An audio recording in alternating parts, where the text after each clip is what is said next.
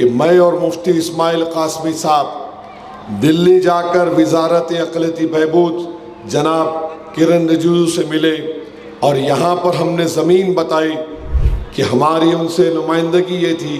کہ وہاں پر اسٹیڈیم کی تعمیر ہو۔ اس سلسلے میں بھی الحمدللہ مرکزی وزیر نے یہاں کی مہاراشٹرا کے متعلقہ وزیر کو لیٹر لکھا کہ میرے پاس سے مفتی اسماعیل صاحب آئے تھے اور انہوں نے مجھے کہا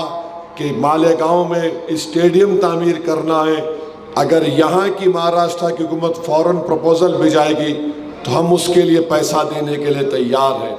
تو میں آپ کو بتا رہا ہوں کہ مسلسل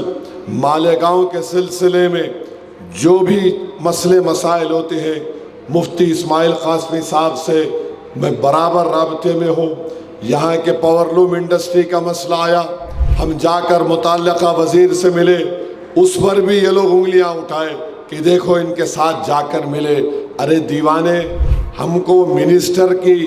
سے مطلب یہ ہے کیونکہ منسٹر ہے، اس کی سیاسی سوچ ہماری سوچ بالکل مختلف ہے۔ سمندر کے دو کنارے ایک نہیں ہو سکتے، مگر وہ متعلقہ وزیر ہے۔ اور آپ جانتے ہیں کہ جب سے امریکہ کے وہ دیوانے ٹرمپ نے ٹیرف لگایا ہے، مالیگاؤں کی پاور لوم کی انڈسٹری میں کتنا بڑا تکلیف ہو رہی ہے، 2-3 لاکھ کو نوکری ملتی ہے۔ اس بات کا احساس مفتی صاحب نے مجھے فون کر کے کہا کہ آپ کو چلنا ہے، ٹرمپ کے ٹیرف کے بعد